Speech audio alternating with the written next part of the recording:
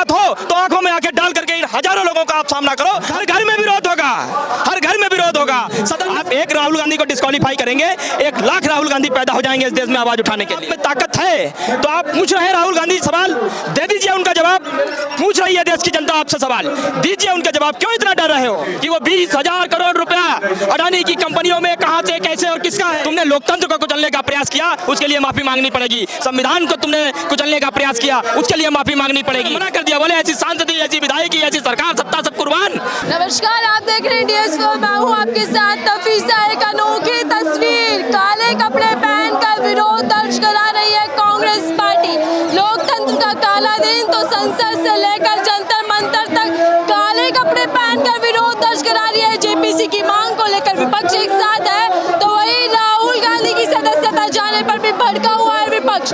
ऐसे में जनता क्या सोचती है वो समझेंगे। ये भी काले कपड़ों में बैठे हुए, काले कपड़े पहनकर जंतर मंतर पर विरोध दर्ज करा रहे। और ठीक मेरे पीछे गोपाल जी हैं जो लगातार मुद्दे उठाते रहते हैं, अपनी मुखर होकर आवाज बनते रहते हैं।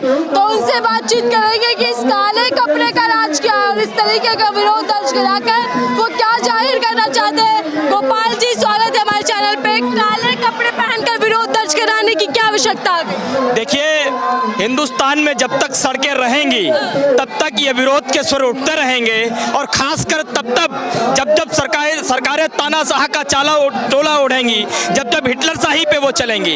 एक बात मैं स्पष्ट कर देना चाहता हूं कि ये प्रदर्शन राहुल जी को लेकर के नहीं है, न कांग्रेस पार्टी को लेकर के है, क्योंकि हिंदुस्तान से आज राहुल जी को डिस्क्वालीफाई नहीं किया गया। हिंदुस्तान से जनता की, सदन से जनता की आवाज को डिस्क्वालीफाई किया गया है। और इसीलिए राहुल जी ने प्रेस कॉन्फ्रेंस करके ये कहा कि तुम मुझे सदन से डिस्क्वालीफाई कर सकते हो, सड़क से कैसे डिस्क्वालीफाई करोगे?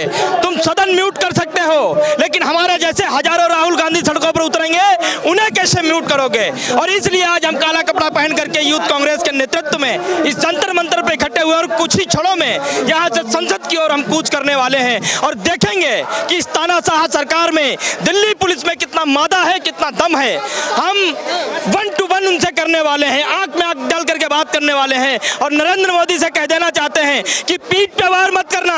अगर आप में दम हो, अगर आप में औकात हो तो आंखों में आंखें डाल करके इन हजारों लोगों का आप सामना करो। हम सब राहुल जी के समर्थन में, इस हिंदुस्तान की जनता के समर्थन पे सड़कों पर उतर गए। संसद में भी काले कपड़े पहनकर सांसद आए, विरोध किया विपक्ष एक साथ। घर घर में विरोध होगा, हर घर में विरोध होगा। सदन में सभी विपक्षी दलों को लोग लगातार मार्च कर रहे हैं। हम लोग यहाँ कर रहे हैं, हम लोग यहाँ मार्च कर रहे हैं और पूरे हिंदुस्तान में अलग अलग जगह अपनी अपनी तरीके से लोग रोष व्यक्त कर रहे हैं, क्योंकि इस देश की जनता अब ये कहने लग गई है, अब तो अति हो गई, पराकाष्ठा की सीमाएं पार कर दी आपने। आप अपने मित्र को बचाने के लिए, आप लोकतंत्र को कुचलने के लिए तैयार हो, सदन की गरिमा खत्म करने को तैयार हो, प्रधानमंत्री पद की गरिमा खत्म करने को तैयार हो। ये हम किसी भी कीमत पर नहीं होने देंगे। कांग्रेस से बचने वाली ममता भी साथ आ गई है, उस पर क्या कहेंगे? अरे, जो इस देश से प्यार करता है, देश के लोकतंत्र से प्यार करता है, वो सब साथ आए। हमें किसी से मतलब नहीं है, हमें सिर्फ इस बात से मतलब है कि सड़कें ये लगातार नारों से गूंजती रहेंगी और तब तक गूंजती रहेंगी जब तक इस तानाशाही सरकार को हम झुका नहीं लेते। अरे कि परिवर्तन की लहर आने वाली, लेकिन गोपाल जी, रस्सी जल गई बल नहीं गए, बीजेपी ये कह रही है कांग्रेस के लिए। मैं तो कह रहा हूं कि सरफरोशी की तमन्ना अब हमारे दिल में है और देखना है जोर कितना बाजुए कातिल में है। हम निकले हैं सड़क पर तुमसे आंख में आंख डाल करके बात करने के लिए, तुमसे सवाल पूछने के लिए। और सवाल कोई अलग नहीं है, सवाल उसी 20,000 करोड़ रुपए का है जो राहुल गांधी जी ने सदन में पूछा, जिसको लेकर के तुमने 2 साल की सजा आनन फानन में सुनाई। राहुल जी को डिस्क्वालीफाई कर दिया। करिए, कितने राहुल गांधी को डिस्क्वालीफाई करेंगे? कैसे सड़कें ये म्यूट कराएंगे? कैसे सड़क पे हजारों लोग जो उतरे हैं, हजारों लोगों का जो हुजूम उतरा है, लोकतंत्र की आवाज बनकर, इसको कैसे कुचलने का काम करेंगे? आप 1 राहुल गांधी को डिस्क्वालीफाई करेंगे, 1 लाख राहुल गांधी पैदा हो जाएंगे इस देश में आवाज उठाने के लिए।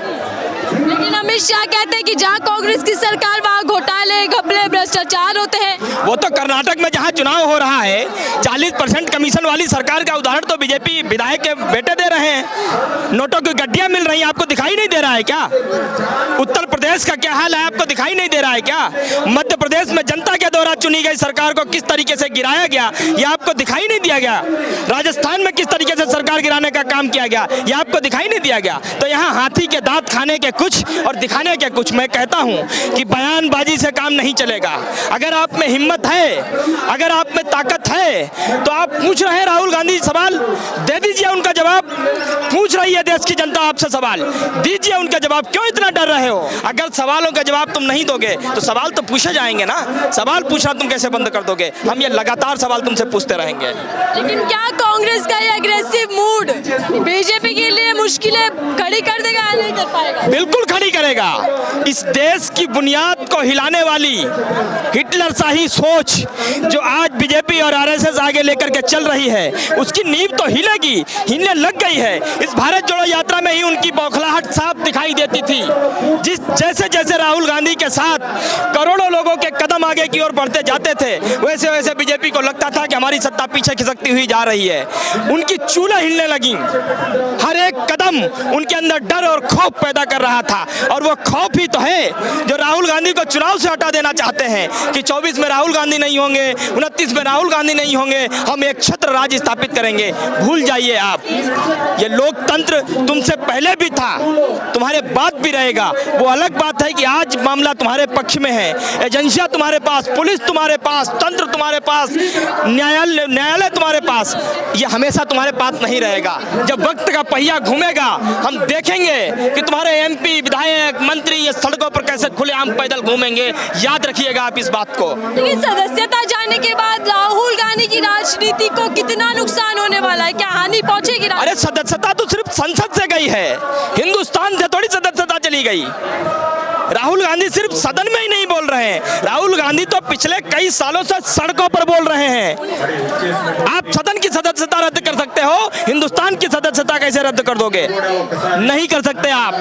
आपने सिर्फ राहुल गांधी की आवाज को बंद करने का प्रयास किया और उसी का कारण है आज हजारों राहुल गांधी सड़क पर उतरे हैं। वही सवाल पूछने के लिए बताइए कि वो 20,000 करोड़ रुपया अडानी की कंपनियों में कहां से, कैसे और किसका है? जवाब दीजिए इस बात का, और जवाब देना पड़ेगा आपको इस बात का। ये सब कुछ हो रहा है, जो सदस्यता चली गई और सजा सुना दी गई, तो क्या बीजेपी अपने ही जाल में फंसती दिखाई दे रही है? 100% जो कुनीति करता है, जो कुचक्र रखता है, उस कुचक्र में फंसता भी तो वही है। हम तो गांधी के दीवाने हैं। एक गांधी को नाथूराम गोडसे ने मारने की कोशिश की थी, लेकिन शरीर तो मार दिया, विचार उसका खत्म नहीं कर पाए। और मालूम नहीं है शायद ये गांधी शरीर नहीं है, ये गांधी इस देश की आत्मा है, इस देश की विचार है, इस देश की बुनियाद है, इस देश की नींव है। इसको जितना हिलाने का प्रयास करोगे, ये उतनी और अधिक सुदृढ़ और मजबूत हो जाएगी। क्या गोपाल जी राहुल गांधी के बहाने विपक्ष एक साथ आ पाएगा? 24 में लड़ेगा? एक साथ है। आप सदन में ले जाइए कैमरा अपना, महात्मा गांधी की मूर्ति के सामने पूरा विपक्ष एक साथ बैठा है, प्रदर्शन कर रहा है। राहुल गांधी के लिए नहीं, कांग्रेस के लिए नहीं, अडानी के महा घोटाले को लेकर के, जिसको मोदी ने मोडानीकरण में परिवर्तन किया है, उस मोडानीकरण से मोदी प्लस अडानी ये दोनों निकल करके अलग हो, हिंदुस्तान की जनता को 20,000 करोड़ रुपए की सच्चाई पता चले, इसलिए पूरा विपक्ष आज एक साथ है, एकजुट है। आखिरी सवाल, क्या राहुल के लिए मुश्किलें पड़ गई या फिर सरकार गिर गई? अरे राहुल के लिए मुश्किलें कभी थी ही नहीं, राहुल गांधी के लिए कभी मुश्किलें नहीं थी। मुश्किलें तो नरेंद्र मोदी के लिए हैं कि तुमने लोकतंत्र को कुचलने का प्रयास किया, उसके लिए माफी मांगनी पड़ेगी। संविधान को तुमने कुचलने का प्रयास किया, उसके लिए माफी मांगनी पड़ेगी। मोदी के, अडानी के साथ दोस्ती करके मोडानीकरण जो तुमने हिंदुस्तान का किया, करोड़ों रुपया निवेशकों का, खाता धारकों का उनकी झोली में डाल दिया, इसलिए आपको माफी मांगनी पड़ेगी। हिंदुस्तान के करोड़ों की संख्या में बेरोजगारों पर रोजगार मांगने के लिए, सड़कों पर टहलाने के लिए आपको माफी मांगनी पड़ेगी। इस हिंदुस्तान की बहन बेटियों के साथ तुम्हारे मंत्रियों ने, तुम्हारे विधायकों ने जिस तरीके से दुर्व्यवहार किया, उसके लिए तुम्हें माफी मांगनी पड़ेगी। इस हिंदुस्तान की अस्मिता के लिए तुम्हें माफी मांगनी पड़ेगी। उसी तरीके से जिस तरीके से सावरकर ने किया था, हमें माफ कर दो, हमसे नौकरी करवा लो। कहते हैं कि राहुल गांधी को माफी मांगनी पड़ेगी। राहुल गांधी गांधी है, राहुल गांधी राहुल सावरकर नहीं है, वो तो स्पष्ट कह रहे हैं। उन्होंने मना कर दिया, बोले ऐसी सांसदी, ऐसी विधायकी, ऐसी सरकार, सत्ता सब कुर्बान।